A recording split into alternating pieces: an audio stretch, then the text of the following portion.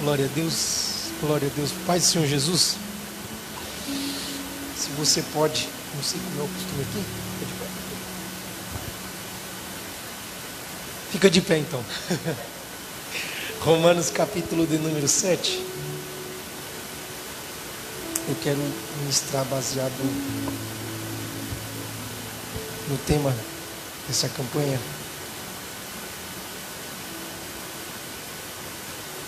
Glória a Deus. Quero louvar a Deus pela vida do pastor Jeová. Deus abençoe. Ele disse, nós se encontramos enquanto ele trabalhava. Já vi que eu também estava indo ministrar, né? Estava atrasadaço. E o pastor me ajudou. Deus abençoe, pastor, também pelo convite. Deus abençoe essa igreja. Deus seja com vocês. É notório a sensibilidade na vida de vocês pelo toque do Espírito Santo. Que Deus abençoe. Trago a paz do meu pastor Pedro, a pastora Cátia, da igreja onde eu congrego, Adebrais Parque Bancário. Os irmãos recebem? Também hoje faz me acompanhando no amor. Hoje ela falou que ia para casa. Depois ela veio para cá. Então ela veio de surpresa. Mas ela presente eu fico mais corajoso. Então vamos lá. Glória a Deus. Romanos capítulo de número 7, versículo 24.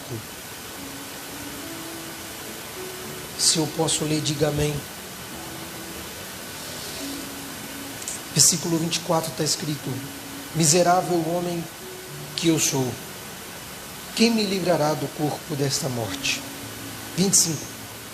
Dou graças a Deus por Jesus Cristo nosso Senhor, assim que eu mesmo com o entendimento sirvo a lei de Deus, mas com a carne a lei do pecado. Podeis assentar.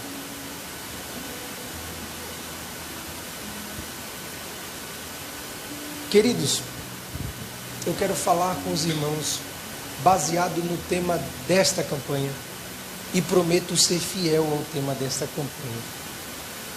Queridos, quando vocês leem a Bíblia Sagrada, quando nós meditamos neste livro, é notório, pois já é de começo a percepção de ver o pecado na vida do homem.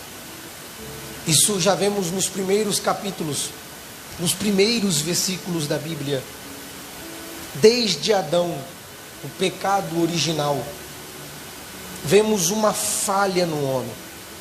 E isso é notório em toda a humanidade. A Bíblia diz que Deus fez o homem reto, mas esse buscou muitas invenções. Deus cria Adão perfeito, cria e coloca ele num lugar perfeito, mas esse cai, e a humanidade estava imputada nele, em Adão. Então quando Adão caiu, toda a humanidade caiu. E quando nós folheamos a Bíblia, vamos meditando em algumas passagens, nós vemos que toda a humanidade está debaixo de um problema mortal: pecado. Não tem como não ler a Bíblia e não ver as falhas, os erros, o problema do homem. Não tem como não ler a Bíblia e não ver aquilo que marca o homem, que é o pecado. Desde o jardim, nós estamos debaixo do pecado, corrompidos, alienados de Deus, que é separados, corrompidos, depravados, com desejos que não agradam a Deus. E tudo isso é derivado de Adão. E quando nós lemos o capítulo de número 7, para resumir toda a carta de Paulo aos Romanos, ele trata da justificação pela fé, que é eu ser posto no lugar de Cristo, justo, e Cristo sendo justo, colocado em meu lugar, injusto. Então, os lugares são trocados. A condenação que era para ser para mim é colocada em Cristo, e a liberdade que Cristo tinha eu recebo dele, mas não por obras, é somente pela fé. Então, a morte que eu merecia, o juízo que eu merecia, as chicotadas, a cruz, o sangramento que eu merecia passar, Cristo passa em meu lugar. E a vida que Ele deveria viver, eu vivo a vida dele. Então troca-se os papéis. E eu recebo isso de que maneira? Pela fé. Justificação pela fé. Mas no capítulo 7, Paulo vai tratar de algo de si mesmo. É uma luta, é uma batalha pessoal de Paulo. E quem lê o capítulo de número 7 diria: é a minha experiência, passei por isso, estou passando por isso. Porque todos nós já vivemos Romanos capítulo 7, ou ainda vivemos, pois é uma batalha cotidiana, dia após dia, uma luta de mim contra mim mesmo, carne contra o espírito, cotidiano. E no capítulo de número 7, Paulo fala da sua própria batalha. Você vê que desde o capítulo 1 ao capítulo de número 6, Paulo usa um pronome. Qual? Nós. Paulo se inclui, ele chama a humanidade para o problema, ele apresenta o problema e ele apresenta a solução para esse problema, Jesus Cristo. No capítulo 1 e 2 ele diz: não há diferença entre grego, entre judeu, entre gentil, que também se encaixa com os gregos gentios. Ele diz: não há uma parede de separação quando se trata de pecados. Mas os judeus se sentem privilegiados, mas Paulo diz: não há privilégios em vocês, por ser descendentes de Abraão. Não, vocês são iguais aos gentios, impuros, pecadores. E no capítulo 3 ele resume tudo o que ele diz no capítulo 1 e 2: todos pecaram e destituídos estão da glória de Deus. Ele trata do pronome nós, mas quando ele chega no capítulo 7, ele muda o pronome, referindo-se a si mesmo. Ele diz: eu.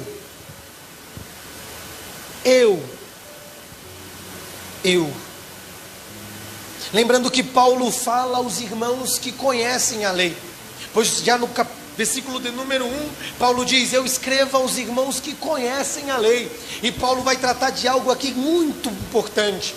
Preciso muito da sua atenção, que senão você se perde na explicação. Do versículo 1 ao versículo de número 6, Paulo vai fazer uma analogia. Ele vai tratar do nosso relacionamento com a lei de Deus, e em relação ao pecado, que já estamos marcados por isso desde Gênesis 3, é uma marca interior e dentro de nós. E Paulo vai tratar dessa marca conosco, que está em nós, em relação à lei de Moisés. Vemos que nós estamos mortos para a lei, e ocorre isso quando a lei exige a morte do transgressor. Todos nós aqui somos pecadores miseráveis, que dependem da graça de Deus, que merecem o juízo, mas quando Cristo morreu, Ele cumpriu toda a lei se cumpriu nele, pois Romanos 10:4 diz que o fim da lei é Cristo, porque Ele cumpriu toda a lei. E quando você aceita Cristo, você não depende mais da lei, você depende exclusivamente do Espírito que Ele enviou, que habita em você. Mas tratando da lei, quando você morre juntamente com Cristo, porque a lei exige a morte de alguém, e a morte que nós deveríamos passar, Jesus morreu. Então, o que a lei exigia foi cumprido, sim ou não? Sim, em Cristo Jesus, pois Ele morreu. A lei exige a morte do transgressor, e quem sofreu no lugar a morte que deveria morrer? Cristo Jesus. Desta forma, quando você morre, você está unido a Cristo, e nós morremos tanto para a lei como para o pecado. De que maneira nós morremos para o pecado? Paulo vai explicar no capítulo de número 7. Que maneira? Paulo diz que ele não conheceria o pecado se a lei não dissesse para ele o que é pecado. O que Paulo está querendo dizer com isso? Paulo diz que um tempo ele viveu sem a lei, mas agora vindo a lei, o pecado reviveu e o matou. O que Paulo está querendo dizer? Paulo está tratando do nosso relacionamento com a lei de Moisés. E como é que ele vai explicar esse relacionamento? Na base do casamento, uma base de uma ilustração. De que maneira? Paulo pega um casal e diz que qualquer elo matrimonial é rompido através da morte, sim ou não? Pois quando o casal chega no altar, que eu ainda não cheguei nessa parte, mas não vai chegar, né, amor? Vai chegar. Quando eles chegam no altar, eles dizem: você ama essa esposa? Amo, amo, amo. E aí chega naquela parte, até que a morte os separe, sim ou não? Por quê? Porque a morte rompe qualquer elo matrimonial. Então, se a esposa ou o marido, ambos estiverem vivos e tiverem um relacionamento extraconjugal, é chamado de adúltero. Mas se um do casal morrer, está livre para se relacionar com outro e ter uma noite de núpcias, sim ou não? Sim, porque a morte rompe qualquer elo matrimonial. Então, quando Paulo vai aplicar isso, ele diz: nós morremos porque nós estávamos casados com a lei. Porque Paulo quer trazer um novo estilo de vida para todo mundo que é cristão. Porque quando você lê desde Moisés até o período dos profetas, eles viviam regido pela lei. E eu pergunto só para quem lê Bíblia: a lei tem o propósito de nos salvar, sim ou não? A lei tem o propósito de nos salvar, sim ou não? Então qual é o propósito da lei? Eu vou explicar.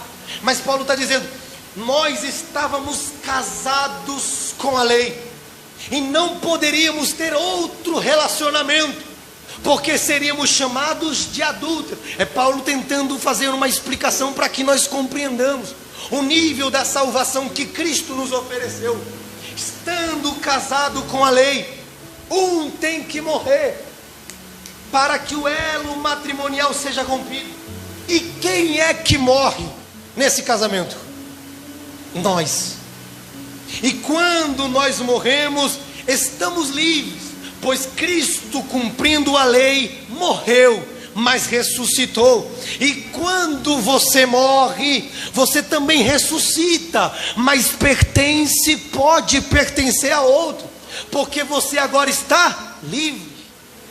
E você pode pertencer a outro. A quem? Aquele que ressuscitou dentre os mortos. Então já não pertencemos mais à lei, mas pertencemos a outro, Jesus o Cristo, pois Ele nos comprou. O primeiro casamento foi infrutífero, porque se nós vivêssemos pelos padrões da lei, nunca obteríamos a salvação. Pois para ter a salvação tem que cumprir, tem que viver conforme a lei de Deus, e é impossível para nós, porque quando se fala de cumprir a lei de Deus, se fala de obras. Você faz para ter, mas ninguém aqui tem capacidade nenhuma, obra de poder para obter salvação.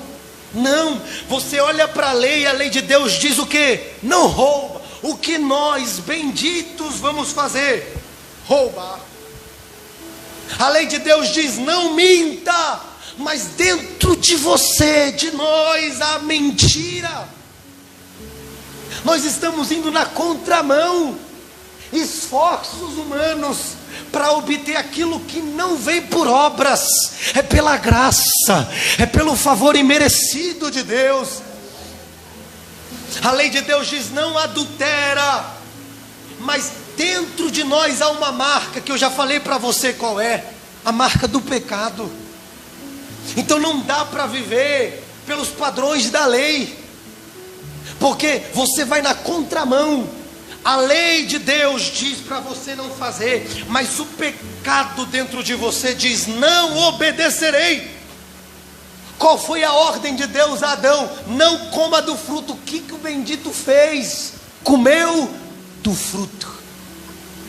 Você já falou para seu filho: não coloca a mão ali. O que o bendito faz? Coloca a mão ali. Você diz: não faz isso, tá? Não faz. O que a gente faz? Aquilo que não é para fazer. É natural nosso. E contra a vontade de Deus. E quando a lei de Deus diz não faça, eu faço. Então o primeiro relacionamento com a lei foi infrutífero, porque sempre vai gerar frutos para a morte. Porque dentro de nós há desejos, paixões pecaminosas. A carne nos controla. Mas o segundo casamento produziu em nós frutos para a vida. Porque já não estamos mais presos no casamento que nos gerava morte, mas num novo relacionamento com Jesus Cristo. E nós nos tornamos novas criaturas. E assim fazemos ações que agradam a Deus, que chegam como cheiro suaves a narinas de Deus. Então quando você morre com Deus em Cristo, você é libertado da lei. E liberto da lei é o equivalente libertado do pecado. Porque o pecado opera em nós, através da lei, o desejo de pecar contra a lei de Deus. Deu para entender? Então, Paulo está dizendo isso. Então, para que serve a lei de Deus então? Qual é o propósito da lei de Deus, se não é para salvar? Primeiro, o propósito da lei de Deus é revelar quem Deus é, sua santidade, sua vontade. Se Deus exige de mim que eu não minta, é porque Ele é o Deus que ama a verdade. Se Ele diz para não roubar, é porque Ele não gosta, Ele odeia quem pratica o roubo. Eu não disse que Ele odeia o ladrão, Ele odeia quem rouba, ou aquele que pratica o roubo. Ele odeia esse tipo de prática.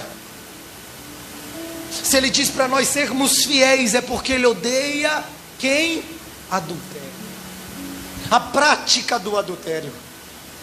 Então Deus revela a sua santidade.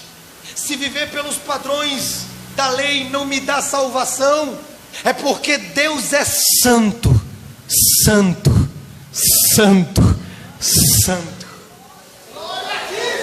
O nível de santidade é muito alto, mas o nosso padrão de pecaminosidade é lá embaixo, e para chegar perto de Deus não dá. Lembro que Deus disse a Moisés: para me ver, tu vai ter que morrer. Revela a vontade de Deus. Se Deus pede para que eu seja uma pessoa boa, é porque a vontade dele para mim é boa. É a vontade dele. Segundo lugar, o propósito da lei de Deus é trazer o pecado à luz e revelar a necessidade de um Salvador. Qual é o propósito da lei de Deus? É trazer à luz o nosso pecado. Como é que você saberia o que é pecado se a Bíblia não diz para você o que é pecado? O que rege todo esse mundo não é os padrões do governo, é a palavra de Deus. Aleluia, Jesus! Não tem como não olhar para aí fora e não ver a Bíblia expressa, aplicada à vida daqueles que temem a Deus. E também revela a necessidade de um Salvador, porque se nós pecamos, falhamos, é porque nós estamos perdidos. E se estamos perdidos, precisamos ser achados. Aí Jesus chega na casa de Zaqueu e diz: porque o Filho do Homem veio buscar e salvar o que se havia perdido. Ele veio atrás de nós, Ele veio salvar a gente. Jesus, o Salvador. Terceiro propósito da lei de Deus é promover uma norma de justiça, ou seja, um senso de coisa ruim, de coisa que não é boa, o que é bom e o que não é, o que é certo e o que não é. A lei de Deus vem para trazer a gravidade dos nossos pecados. Como assim, Mateus? É como um termômetro, registra a febre, mas não pode curar. Assim é a lei de Deus, ela mostra para você o quão pecador você é, mas não te salva, mas aponta para um Salvador, sim ou não? Jesus Cristo, aquele que morreu em nosso lugar, pagou o preço que você não poderia pagar, morreu em nosso lugar, o sangue dele foi vertido, e hoje você tem o privilégio de estar na casa dele, para poder adorá-lo, porque ele é o Cordeiro de Deus. Aleluia, santo é o nosso Deus. Então Paulo está dizendo, quem morre no relacionamento é o cristão. E agora você é livre, e você pode escolher, meu irmão. Morrendo para a lei, você está livre, e pode escolher. Ou você serve ao diabo, ou você serve a Deus. Mas quando você escolhe servir a Deus, você se torna amigo, filho, servo e também escravo de Deus. Sei que tem gente que não gosta dessa palavra, mas está escrito: você agora também é escravo de Deus, por vontade própria. Porque ninguém colocou uma arma na sua cabeça dizendo, aceita Cristo. Pelo contrário, eles colocam a arma para dizer, negue a Ele. Mas é tudo pela liberdade, porque a Bíblia diz que onde há liberdade, há o Espírito Santo. Então voluntariamente você veio para cá e disse que quer aceitar Jesus, sim ou não? Ou eu obriguei você? Eu obriguei você? Você veio voluntariamente, e você morreu para a lei, e agora você pode servir a outro, a Jesus, aquele que não te despreza, aquele que ressuscitou dentre os mortos e te deu uma nova vida, uma nova trajetória. E detalhe, você não conseguiria viver essa vida fora da igreja. Tem gente que diz, há uma vida melhor, mas não presta. É mais barata, mas não presta. Que a vida cristã, ela exige renúncia. Porque Paulo diz no versículo 5, que ele estava controlado pela carne. Está controlado pela carne, está dominado pela carne. E estar dominado pela carne é viver uma vida na prática do pecado. E se você vive uma vida na prática do pecado, os seus frutos é para a morte. E se é para a morte, o seu destino é o lago de fogo, inferno. Mas se você recebe a Cristo, o Espírito Santo vem soberanamente sobre você. Você já não está mais conectado a este mundo, mas você tem o seu nome escrito no livro da vida. Você é feito uma nova criatura em Cristo. Seu passado é apagado, sua vida é escrita de novo. O sangue do Cordeiro deixa uma assinatura dizendo, você é de Deus, você foi comprado pelo sangue de Deus. O sangue em você te diz que você pertence a Ele. Como o nosso pastor já disse aqui, aonde havia a marca do sangue, o anjo da morte não entra. E aonde a marca do sangue em mim me diz que eu sou dele, o diabo não pode colocar a mão. Lembra o que Jesus disse? Se as ovelhas estão na minha mão, ninguém me as arrebata da minha mão. O maligno não lhe toca. Você foi comprado pelo sangue dele. Você está livre para pertencer a Deus. Aí Paulo começa, eu já estou caminhando para a conclusão. Paulo começa agora a sua batalha interior. Ele já disse a nosso relacionamento em relação à lei. Agora ele vai olhar para si e olhar para a igreja, falando de sua própria experiência. E ele diz, dentro de mim, que eu vou encurtar, dentro de mim há duas naturezas. Vivo em dois mundos ao mesmo tempo. O temporal humano e o espiritual, as coisas invisíveis que os homens não veem. Porque o que é espiritual o homem normal não discerne. mas aquele que é espiritual de ninguém é discernido. Eu vivo em dois mundos, com duas naturezas, a humana carnal que me puxa para baixo, e as coisas de Deus, o Espírito de Deus que me puxa para cima. São duas naturezas. E Paulo diz: o velho homem quer isso, mas o que nasceu de Deus quer isso. O velho homem quer as coisas de baixo, mas o novo homem quer a palavra, quer a oração. O velho homem quer as coisas da terra, concluir aqui na terra, mas o novo homem quer um lugar no céu. Paulo diz: é uma guerra incessante. A carne não me deixa em paz. Eu pensei que tinha vencido hoje, mas ontem, amanhã virá novamente. O que Martinho Lutero disse: pensei que o meu velho homem tinha morrido nas águas do batismo. Maldito, ele ressuscita todas as manhãs e devo matá-lo dia após dia. É uma guerra para ser crente, é uma guerra para ser santo. E Paulo diz: eu não consigo. O Espírito quer isso, mas a carne quer isso. O Espírito quer intimidade, mas a carne quer fama. O Espírito quer estar na presença de Deus, mas a carne quer estar no lugar onde não tem Deus. É uma batalha.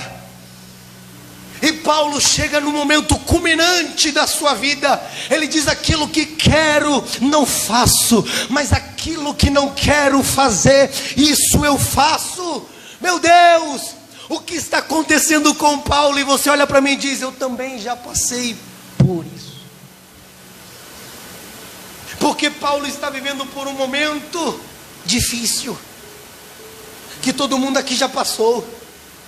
Quem nunca teve essa batalha de querer as coisas de Deus, mas a carne me puxa para as coisas de baixo? Aí Paulo diz: quando eu procuro o bem dentro de mim, eu encontro o mal. O mal já está dentro de mim. Aí Paulo chega no momento culminante e diz: eu sou vendido sob o pecado. Paulo está dizendo: eu estou controlado, estou debaixo daquilo que me separa de Deus. E o que é que me separa de Deus? O pecado. Lembra o que Deus disse a Israel: suas iniquidades fazem separação entre minha presença e vocês. Por quê? Porque estou vendido debaixo do poder do pecado. Aí Paulo chega no versículo 24 e diz: miserável homem que sou. Ou em outras traduções: desventurado, maldito.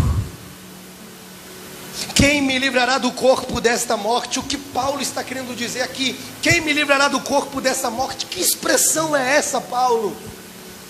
Paulo está dizendo: eu morri para este mundo, mas ressuscitei para Cristo. É verdade, Paulo? É verdade, eu ressuscitei para Ele. Mas e aí, Paulo? E aí que há um corpo que está atrelado a mim todo dia. Que corpo é esse, Paulo? É o corpo do pecado, o corpo que eu deixei para servir a Cristo.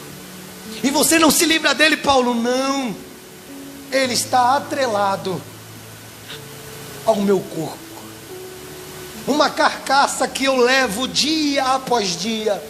Não importa onde eu vou, se eu vou para o trabalho, o corpo do pecado está atrelado a mim.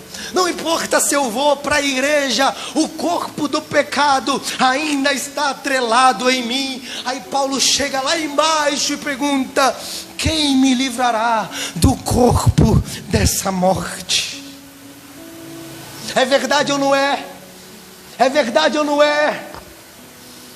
Olha as expressões de Paulo que o caracteriza: dominado pelo pecado, versículo 17 e 20, o pecado que habita em mim. Versículo 21, ele diz que há uma lei que o controla, é a lei do pecado. Versículo de número 23, nos meus membros outra lei, é a lei do pecado. Versículo 23, lei do pecado que está nos meus membros. 18, isto é, na minha carne é o pecado. Versículo 25, segundo a carne, Paulo está dizendo: eu estou dominado. E qual é o segredo para a vitória, Paulo? Não é olhar para mim mesmo, mas é olhar somente para o Salvador. Ah, querido, se você olhar para você, só vai ver mentira, coisas que não agradam a Deus, porque é um tipo de pregador coach mentiroso que diz: olha para dentro do seu coração, olha para você mesmo e você verá riqueza. Mentira! Se você olhar para você, você vai ver coisas que não agradam a Deus. O que eu faço, pregador? Olha para Cristo, olha para a cruz, porque lá há esperança para a nossa vida. É Cristo, o Salvador. Oh, aleluia. Eu sinto Deus nessa casa de oração. Dá para você levantar a mão e dizer: Ele é o meu Salvador. Ah, querido, a única saída para você não é terapia, é Jesus. É Jesus. É Jesus. Jesus chega em Samaria e a Bíblia diz que era necessário passar por Samaria. Ele vai a uma mulher samaritana, salva ela e transforma em missionária. Aí os irmãos que ouviram o testemunho da mulher samaritana disseram: chama este homem. Jesus chega, fica mais 2 dias com ele. Depois de ter falado, essa multidão chega na mulher samaritana e diz: nós viemos por causa do que você falou, mas nós só ficamos aqui 2 dias por causa do que ele falou. E a multidão disse: agora sabemos, verdadeiramente Tu és o Salvador do mundo. Oh, aleluia. Verdadeiramente Jesus é o Salvador do mundo.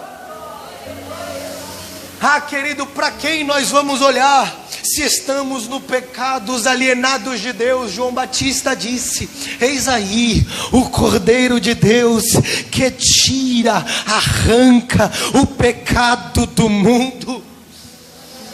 Aleluia. Você lê o versículo 25, Paulo dá graças do nada.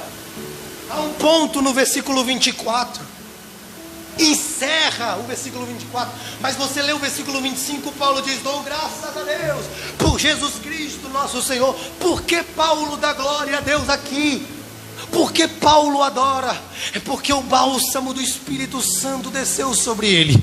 Quando ele reconheceu que não era nada, Jesus é tudo, o Espírito desceu sobre ele. Aí ele já começa o capítulo 8 dizendo: portanto, agora nenhuma condenação há para os que estão em Cristo Jesus. Aleluia. Não há condenação sobre você. Jesus já foi condenado em nosso lugar, e nós temos uma nova esperança, o céu de glória, o céu na eternidade com Jesus. Glória a Deus, aleluia. Ah, querido, e eu concluo no tema da campanha: há poder no sangue de Jesus, sim ou não? Sim ou não? A Bíblia diz que Jesus está para ser julgado. Aí Pilatos pergunta: o que faço com esse homem? Aí a multidão grita o quê? Grita o quê? Isso, igreja boa de Bíblia. Crucifica-o. Aí Pilatos pega o seu servo e lava as mãos e diz: eu estou inocente do sangue desse justo, sim ou não? O que a multidão diz lá embaixo? Cai sobre nós o sangue deste homem. Vamos lá, para ficar bonito. Cai sobre nós. Não, irmão, forte. Cai sobre nós. É profético. Cai sobre nós o sangue deste homem. A multidão não sabia, mas o sangue de fato cairia sobre eles. E não apenas naquela geração, mas até os dias. Porque aquele que invocar o nome do Senhor, este será salvo. Oh, aleluia. Olha o que João escreveu na ilha de Pátimos: aquele que nos ama e nos libertou dos nossos pecados por meio do seu sangue. Paulo disse que estava preso debaixo do isso, irmão, fala mais alto. Debaixo do Aí a multidão diz: cai sobre nós o sangue desse justo. E hoje não estamos mais debaixo do pecado, não, estamos debaixo do sangue do Cordeiro. Aleluia. O Cordeiro te cobriu nessa noite. Você chegou aqui por causa dele, e somente por causa dele. Você pode ficar de pé adorando a Jesus?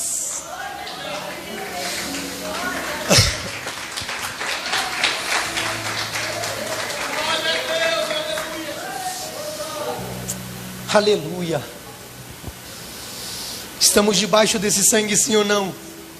E quando o diabo nos acusar, o que nós fazemos? Cadê o irmão do Data Show? É tu agora é tu, hein? Arrebenta aí, Data Show. Versículo 34 do capítulo 8. Versículo 34, capítulo 8. Não, é para arrebentar, irmão. Vocês ouviram uma palavra que o sangue de Jesus tem poder, sim ou não? Versículo 34. E se o diabo nos acusar? Leia aí, irmão. Não. 1, 2, 3, vai.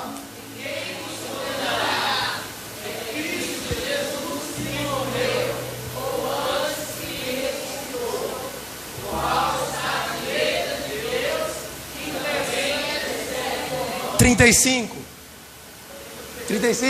forte.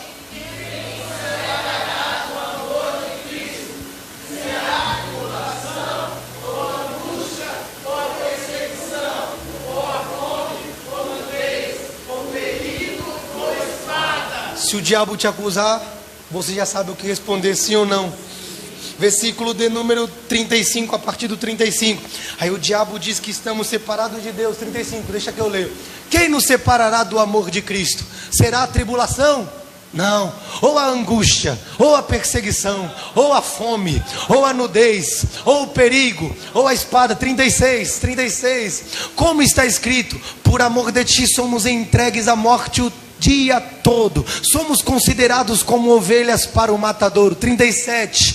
Em todas essas coisas, porém, somos mais que vencedores por meio daquele que nos amou. 38.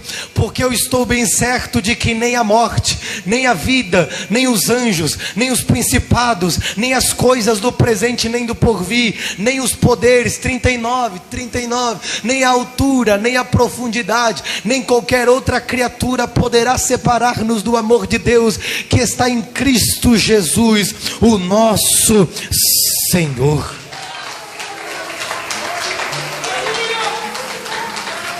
Quem está coberto pelo sangue de Jesus, adore a Cristo nesta noite, porque Ele te cobriu pelo sangue dele. E quando você sair daqui, vai para a sua casa com esta palavra: o sangue de Jesus tem... Não, irmão, depois de uma palavra dessa, o sangue de Jesus tem poder. Mais forte: o sangue de Jesus tem poder. Que Deus abençoe a vida de cada um de vocês.